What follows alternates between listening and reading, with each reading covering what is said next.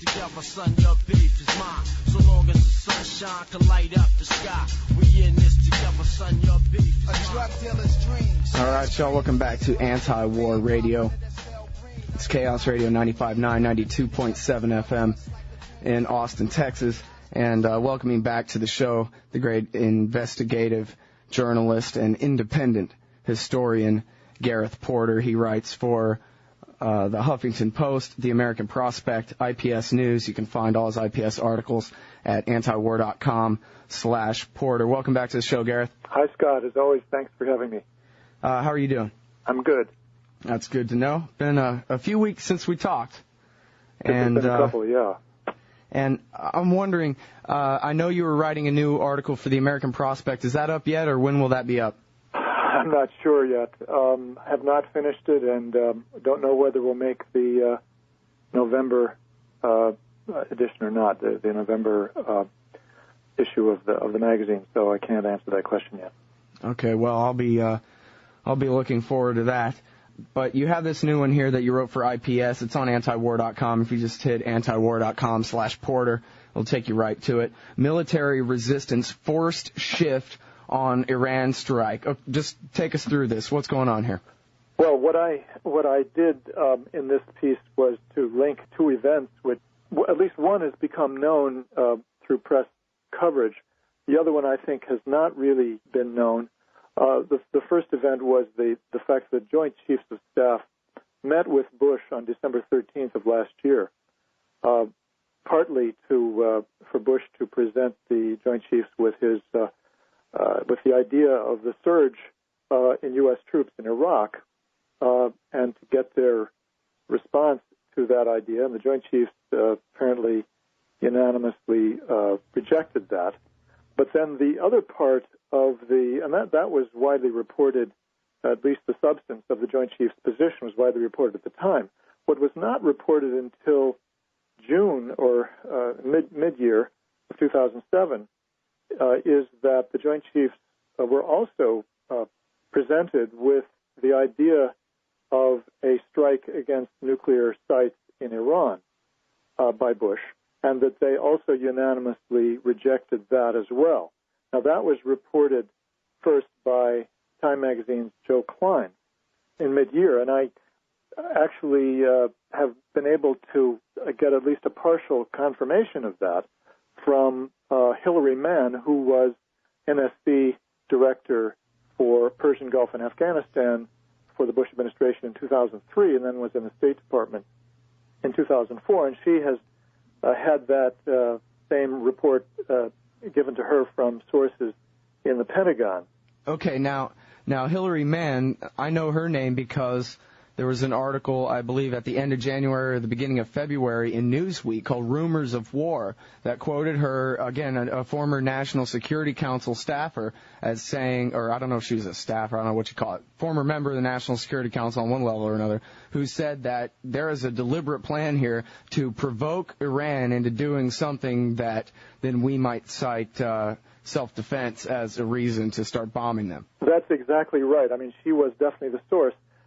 You know, I can tell you that she, having been through the run-up to the war in Iraq and having dealt with White House officials, including White House lawyers who were representing the neoconservative viewpoint, was very keenly aware of this argument that had been made in the case of Iraq, that the United States has an inherent right of self-defense and therefore can strike at another country if it decides that it is being threatened by that country. Yeah, obviously, this is the idea of preemption. Now, the same argument then could be turned, she believed the same argument could be turned to use by the Bush administration in the case of Iran by arguing that there were bases in Iran that were being used to threaten U.S. troops in Iraq. And, of course, this then brings us back to this whole proxy war line that we've been discussing on your show for weeks and weeks. Mm-hmm. And now let me stop you right there just real quick, Gareth, to point out to the audience that if you guys look at the front page of antiwar.com right now, you'll see the spotlight article today is The Secret History of the Impending War with Iran in Esquire magazine by John H. Richardson. And this is a profile of Hillary Mann and her husband, Flint Leverett, and their fears about the march to war with Iran and so forth, and very well worth the read.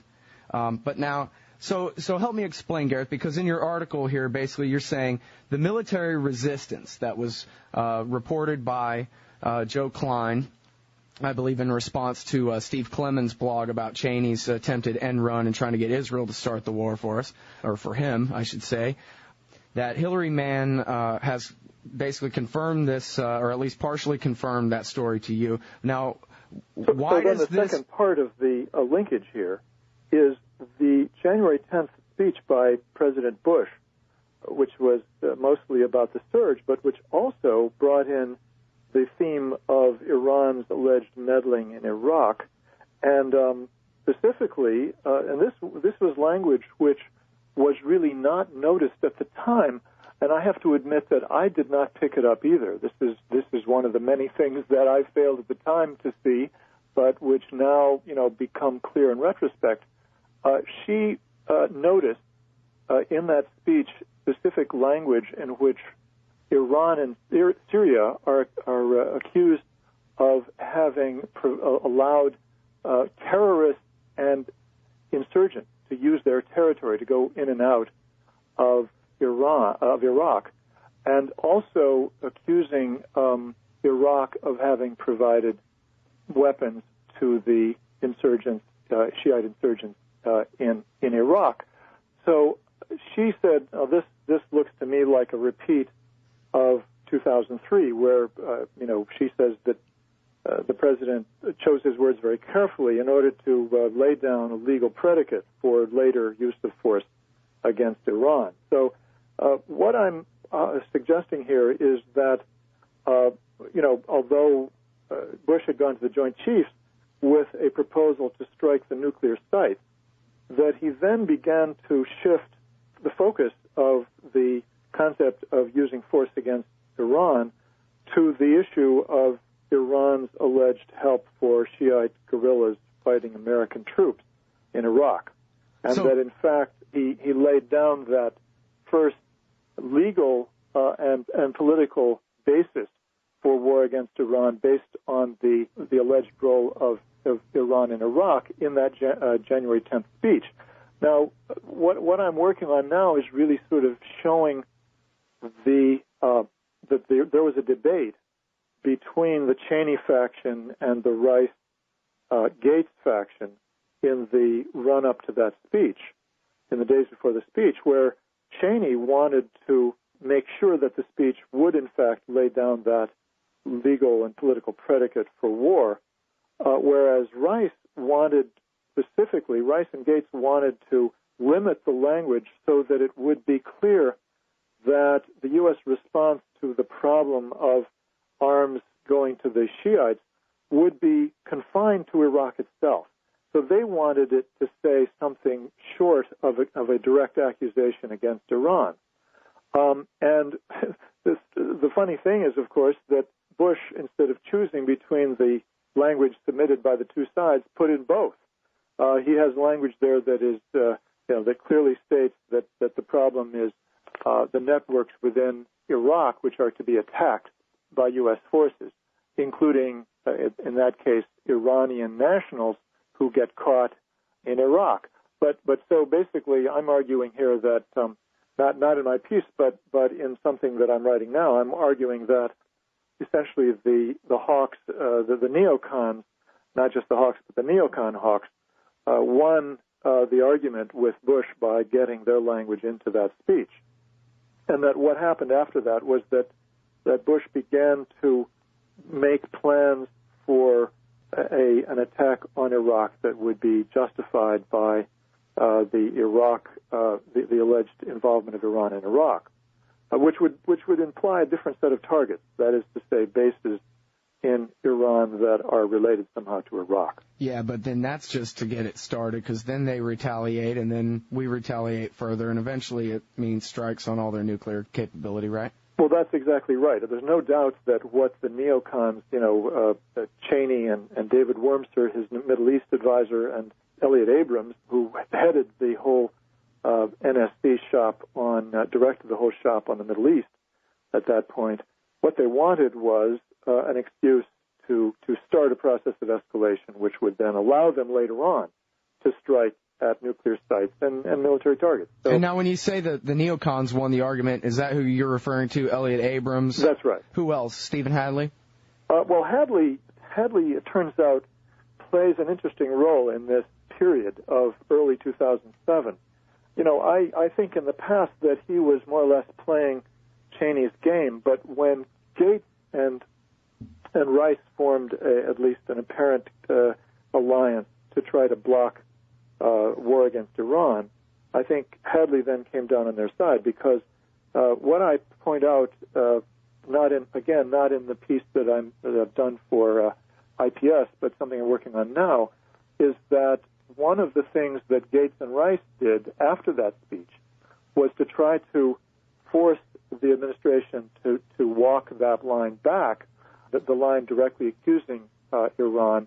And the issue at that point was what would be said in a military briefing about Iran's role in relation to the weapons, the EFPs, the explosively formed penetrators, and other armor-penetrating weapons. The Cheney faction wanted the briefing to say outright that this is Iran's policy, to support attacks on U.S. troops by giving them weapons, training, and other things. The Rice and Gates alliance, on the other hand, wanted to prevent that direct accusation from going into the briefing, and they wanted something much more ambiguous to be said about it. And they rightly, argued that there wasn't any evidence to support the idea that the Iranian government was knowledgeable or was directly involved in any way in this, in the arms that were being used by the Shiites. Well, and really, this is a replay of Iraq again, too, isn't it, where it's just an accusation looking for something to make it seem true, where they start with their conclusion here. They start with a conclusion, and what's interesting now, I keep coming back, as I always have on your show, to this line about Iranian provision of arms. What's interesting is that if you look at the military briefing, and I keep going back to that briefing, and the press coverage of it. And of course, there's no transcript of the briefing. There was no recording that could be done. They were not allowed to record the briefing. It was one of the very strangest briefings ever given by the U.S. government. They couldn't name the people. They couldn't record it. They couldn't take photographs or anything. So if you go back to the coverage of the briefing, the briefers did not say that Iran was behind the provision of these weapons. They simply stated that we believe these weapons come from Iran. They were manufactured in Iran. Well, it turns out that wasn't true either, as I've argued over and over again. Right. The evidence is to the contrary. But in fact, all they said was that these weapons come from Iran. And they left that implication that must mean that the Iranian government was behind it. Although there were other comments made by at least one of the briefers suggesting, there's not much freelancing done in the Iranian government. So they dropped all kinds of hints that the reporters were supposed to pick up, that the Iranian government was actually behind this, that it was Iranian policy, although they didn't say it. But they never stated flatly outright. They never accused Iran of being behind this. So in effect, Gates-Rice alliance did in fact force, officially at least, the briefers to step back from what was said by the president himself on January 10th. Well, good thing for the war party, there's Fox News, where they can just, paraphrase it however they like. Everybody knows the Iranian government is waging a full-scale war against Americans in Iraq by way of their landmines. Well, you're absolutely right. I mean, that the Fox News and other news outlets are not strictly by what was said by officials. They they make statements which go well beyond the letter of the statements themselves, and particularly looking at headlines and leads over and over again. The reports simply say that Iran is providing these weapons. So in effect, I would argue yes, the neocons did in fact prevail in the end because that was the way it got covered, and that's the way it's still being covered. Okay, now something in this Esquire article where they talk with Flint Leverett and Hillary Mann is, and this is something I hadn't heard before, that the Russians were about to install some new equipment at the Bushehr reactor, and that if they had done so, it basically would have made an American attack on Bushehr impossible because it would have been a Chernobyl-type disaster and spread nuclear material all over the place and so forth. And so apparently the United States convinced Putin to back off, and so he claimed temporarily that the Iranians hadn't paid all the money they owed yet, and so he was delaying this for a few months, but that now the Iranians have announced that they've paid Russia everything they owe, and the Russians are now due to install this material at Bushehr. And the way this Esquire article had Hillary Mann and Flint Leverett saying it sounded like this was a line that a wall maybe that Dick Cheney and George Bush are up against here. If they want to bomb Iran, they have to do it before the Russians install this new material at Bushehr. Do you know? Well, that's a very interesting subject. I have discussed that with Hillary Mann. I got a slightly different version from her, from the one that you've recounted, which is that there's strong suspicion on the part of some people in the State Department that in fact Putin and the foreign minister Lavrov really put one over. In effect, we're very clever about blocking the intended war against Iran by the Bush administration when they essentially said, well, this contract that we had with Iran to provide fuel rods, we're not going to be able to deliver the fuel rods because of this financial problem. And, of course, that clearly was not the real reason. I think that it probably is true that what the Russians were doing was delaying, the completion of this until after the Bush administration was out of office, and in effect hoping to deprive the Bush administration of a pretext for war. Oh, now that's interesting because that's basically the complete opposite thing. It would seem like if he's trying to stop them, he'd go ahead and install those fuel rods and make it impossible for Bush to bomb it without completely blowing, all the people around there to gamma ray hell. Well, in fact, I don't think that Bushehr itself would be the main target. I mean, it could be a target, of course, but the main target would be Natanz and the centrifuges and so forth. So, right. But you're right. I mean, of course, that there is an apparent contradiction here. At least let's put it this way, there are two different ways in which there could be a linkage between this contract and the bombing. One being that it would raise issues of radioactivity on one hand, but on the other hand that by failing to deliver the rod while the Bush administration was in office, the Russians could deprive the Bush administration, the president, and the vice president of an opportunity or an excuse for bombing Iran. And I think what we've seen more recently is certainly circumstantial evidence that the Russians do not intend to maintain the prohibition on sending the fuel rods forever. That's for sure. So I think that there is some reason. I've been contemplating writing something about this, but haven't gotten there yet. That there is some reason to think that the Russians have played a fairly clever game here. Yeah. Well, it also sounds more and more like I need to go ahead and get Hillary Mann and Flint Leverett on the show if I can. If you could, that would be really good. I think they have a lot to say. Yeah. In fact, that article in Esquire ends with Hillary Mann lamenting, nobody listens. Here they are trying to stop a war. Here's some people. Here's Rice's former right-hand man and his wife, the lady from the National Security Council, saying, hey, everybody, they're trying to start a war with Iran. Look out. And nobody even cares. Nobody even pays any attention. That was how the article ended, too. Well, I think she and Flint Leverett obviously do feel very frustrated because they would like to see Condoleezza Rice have some backbone, have some spine and some integrity, and tell the truth and really speak out what she knows to be true. And she obviously does not have that backbone, and she does not have that integrity, and instead she has essentially become complicit in this policy. And I want to write about that. I'm now analyzing that aspect of it because, Rice and Gates both, but Rice even more so because she's been in there longer, have gradually become more and more complicit with the policy toward Iran, which goes, moves closer and closer. I keep thinking of 2002, where Colin Powell, it was all on him. Is he going to, salute smartly and do what he's told, or is he going to do the right thing and resign his position, something like that? He followed his orders. She is the new Colin Powell, and both in the sense that she occupies his chair, and that she is complicit in many ways with a policy that she knows is disastrous.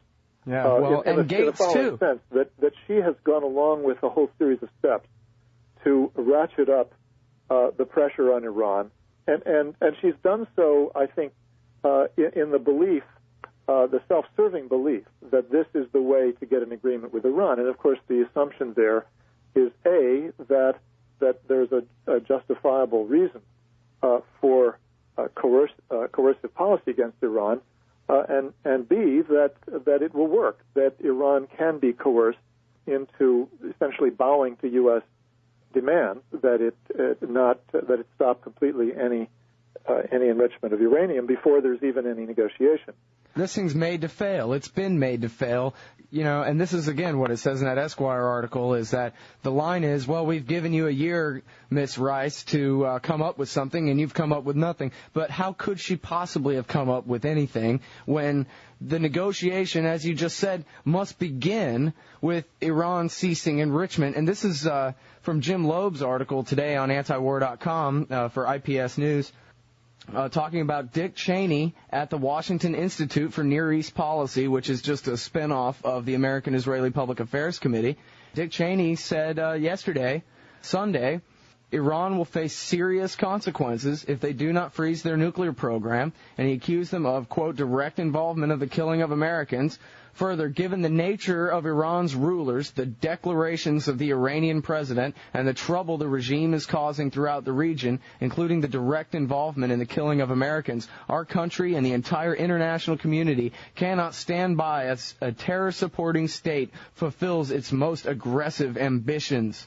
The Iranian regime needs to know that if it stays on its present course, the international community is prepared to impose serious consequences. The United States joins other nations in sending a clear message. We will not allow Iran to have a nuclear weapon. And it went on like this for half an hour yesterday at the Washington Institute for Near East Policy. And it sounds to me like Condoleezza Rice is all out of cards. You're right. It was a self-serving thing, and she blew it, didn't she? She blew it, and now what you have is an effort by the non-neocon or only partially neocon officials of the administration to block a policy while at the same time remaining, in effect, silent, while, the major proponent of war against Iran speaks out publicly, vociferously, at great length, as you point out, without being contradicted or basically pulled back by anyone in the administration. So that's a very discouraging prospect that we face under those circumstances.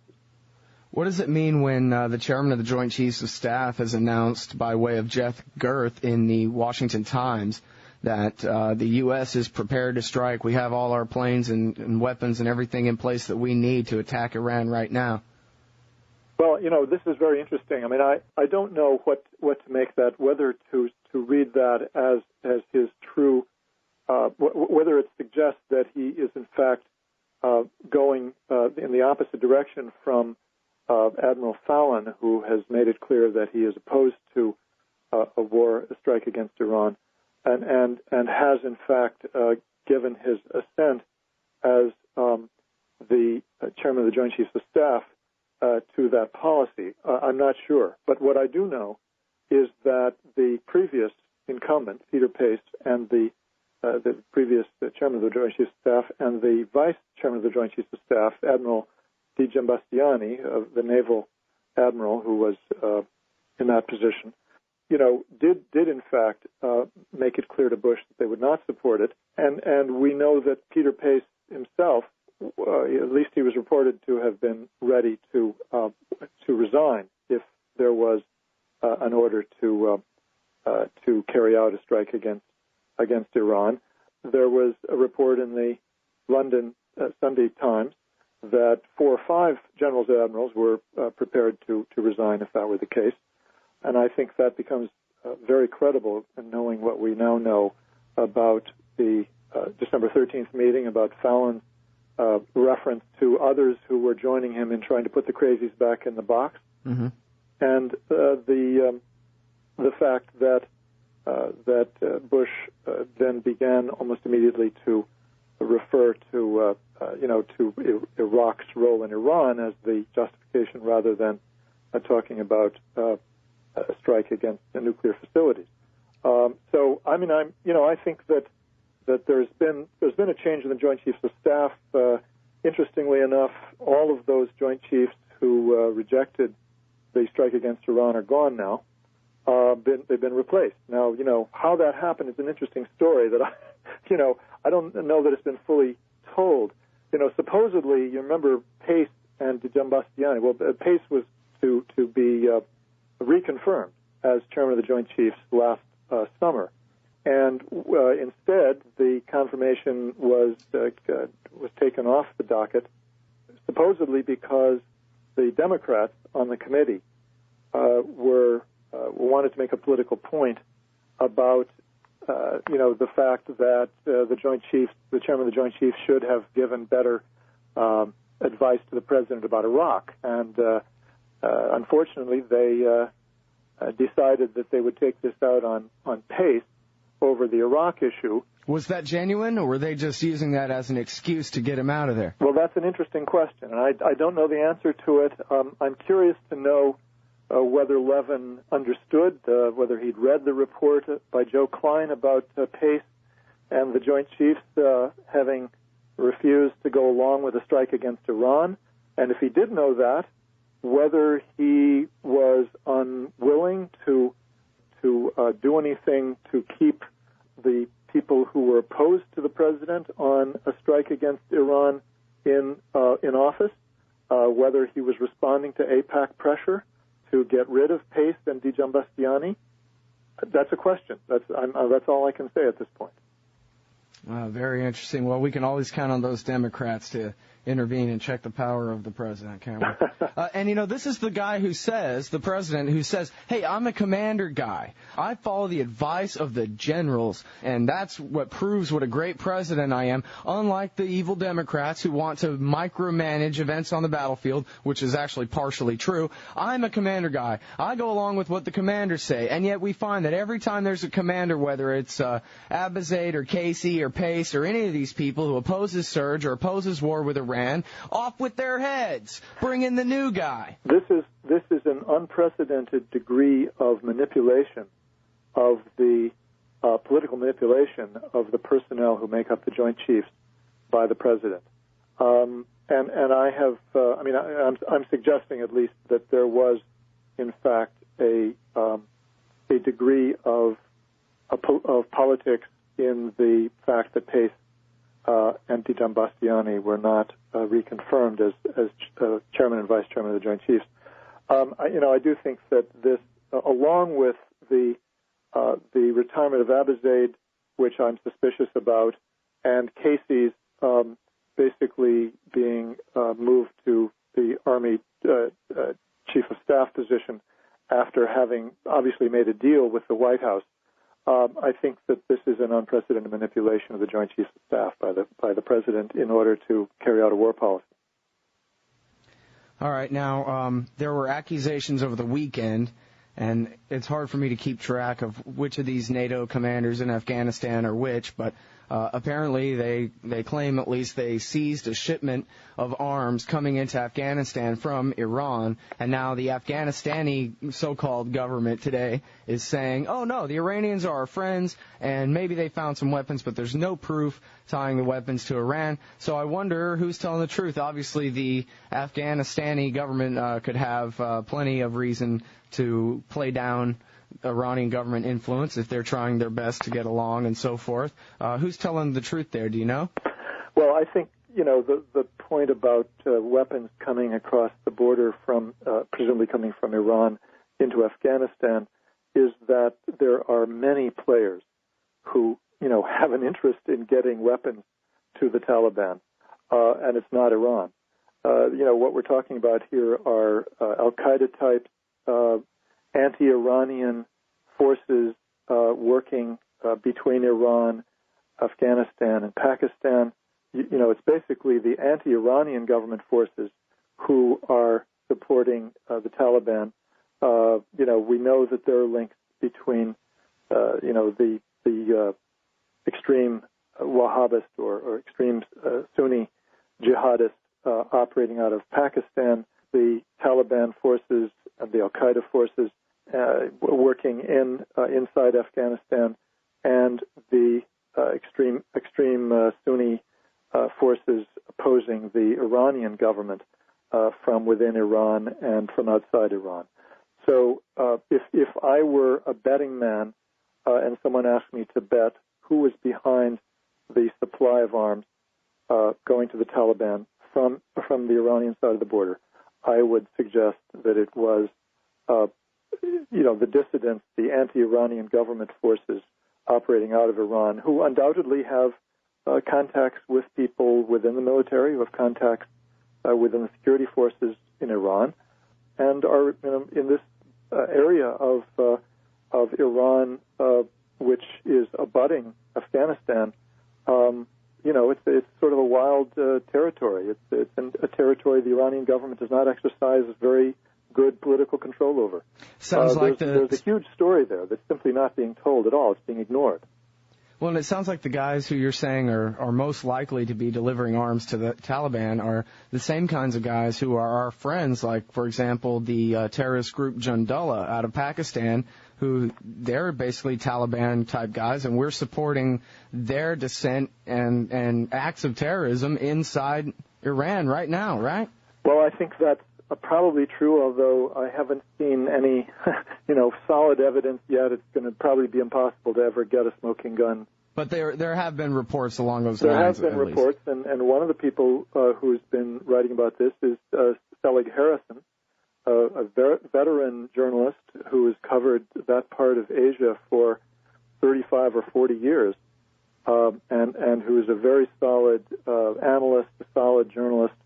I do trust his judgment. I think he's probably right on in regard to his analysis here. And what's his name again? Selig Harrison. This is another person you should have on your show, Scott. He would be very good. He's at the Center for International Policy in Washington, D.C., a liberal think tank, and has visited the region repeatedly. He's been in Iran. He's been in Afghanistan. He's been in Pakistan, and has come back with his own reports and analysis. Well, I saw this article in the Baltimore Sun. Report says that the build-up in Iraq gained little. The surge was basically a failure. And I thought, this headline writer certainly just doesn't understand the score here. The surge was a wonderful success. They just bought an extra year. I mean, that's what the surge was about, really, was just dragging this thing out, coming up with one more excuse to say that, a big change is right around the corner. Everybody hang tight. And take this thing for a whole other year now. Now, the other issue, Scott, that I think we have to keep our eye on is the degree to which, and I think this is undoubtedly true to some extent. The question is to what extent it's true, that the surge policy was always intended to provide a potential additional force that could be used to cross the border and go into Iran. Mm. One of the things that I've learned, force protection in Iraq when the Iranians fight back. Well, exactly, and that, of course, means that the main point would be to provoke a wider conflict, an escalatory process. Okay, now listen, we're up against the time wall. We have 1 or 2 minutes here, and this is something that we've been going over this for months and months. I think I wrote my first article about war with Iran more than 2 years ago, and the neocons pushing for it and so forth. There seems to be kind of a whole level of unreality to this. No matter who I talk to, all of you experts and journalists and think tankers and all you people I have on this show to talk about war with Iran, go down the laundry list. The closing of the gates of Hormuz, attacks on our guys in Iraq, possible coup d'etat and unrest in Pakistan, the spreading of the war region-wide, conflagration, slippery slopes that could lead to all kinds of hell. And everyone has agreed, the people who fear war and the people who say, nah, don't worry, it's probably not going to happen, all agree that the consequences of a war with Iran would be so vast and unpredictable beyond the laundry list of the, 10 most obvious consequences, and the unpredictability of what could happen after that once a war with Iran starts. It sort of seems like, yeah, maybe Dick Cheney and his group of crazies want this or something, but it must be that truth and wisdom and reality and the real limitations of power as they exist here in reality have got to be able to prevent these guys from going to war, right? I mean, the president's at 24% right now. Can he start another war? He can, of course. There's a kind of perverse logic here by which a president who has lost all semblance of legitimacy through, in terms of public support, is really uninterested in what the polls say and uninterested in what sort of political support there is for war. And I think that is probably something that needs to be taken very seriously. But I would just say that in closing, really, that the point about the possible conflagration in the region, I think that Gates and Rice both understand that very well. I think that they're very much afraid of that. I think that, and I come back to Rice in particular, I think that she is so compromised by her having gone down the road of relying on coercion on Iran month after month, year after year, and that she is now so compromised by that she cannot speak out. I think that her opposition has been almost fatally weakened by that fact. All right, everybody. Gareth Porter, The American Prospect, Huffington Post, IPS News, antiwar.com. Thanks a lot. Thank you, Scott, as always. All right, y'all. See you tomorrow. 11 to 1 Texas time. Chaos Radio 95.9 in Austin.